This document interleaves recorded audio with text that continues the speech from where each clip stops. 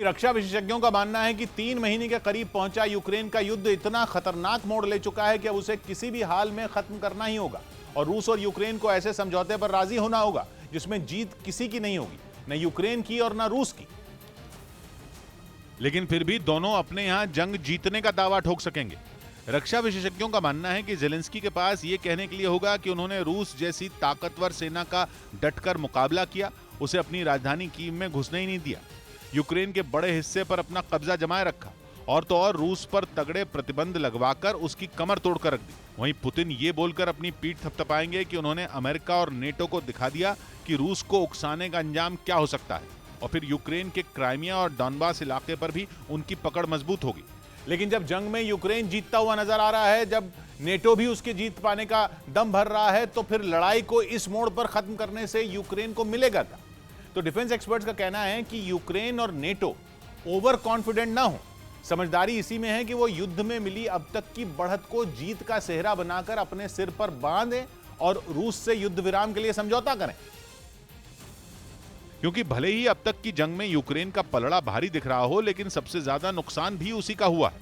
लड़ाई में उसके हजारों लोग मारे जा चुके हैं, जिनमें उसके सैनिक भी हैं और आम नागरिक भी।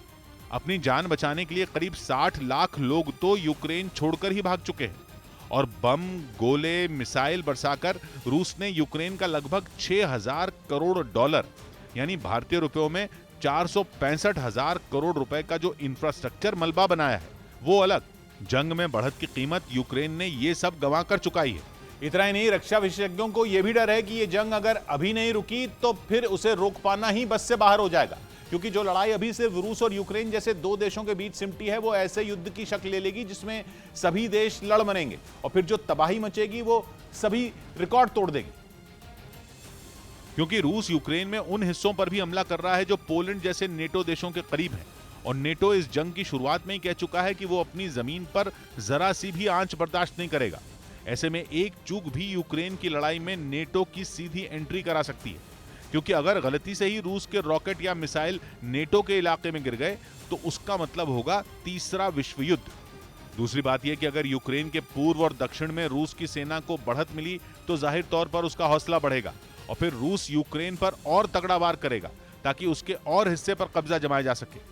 लेकिन अगर ऐसा नहीं हुआ और रूस को मुंह की खानी पड़ी, तब तो यूक्रेन का और नुकसान है, क्योंकि रक्षा विशेषज्ञों का कहना है कि पुतिन हार कर तो यूक्रेन से निकलेंगे नहीं, वो रूस की इतनी बुरी भत तो कतई नहीं पिटने देंगे।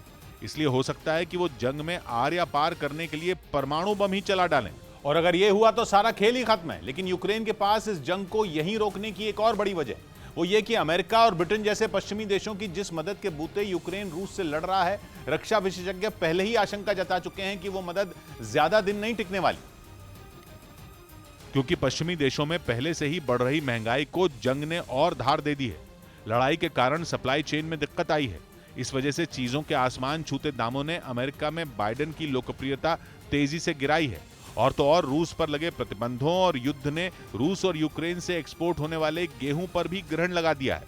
नतीजा, दुनिया में खाने का संकट पैदा हो चुका है।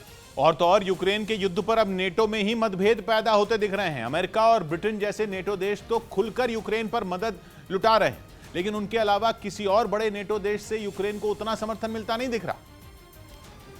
बल्कि पिछले हफ्ते तो फ्रांस, जर्मनी और इटली जैसे यूरोप में नेटो के बड़े सदस्यों ने भी मान लिया कि अब जंग में सीज फायर की जरूरत है। उनकी इस सोच की वजह भी है। यूरोप गैस के लिए रूस के भरोसे है और जर्मनी और इटली तो रूस के इतने मोहताज हैं कि वो चाहकर भी उससे गैस खरीदना बंद ही नहीं कर पा रहे और इसी वजह से वो रूस की गैस खरीदकर गाहे बगाहे जंग में उसकी मदद ही कर रहे हैं। ऐसे में वो जंग से छुटकारा पाना चाहते हैं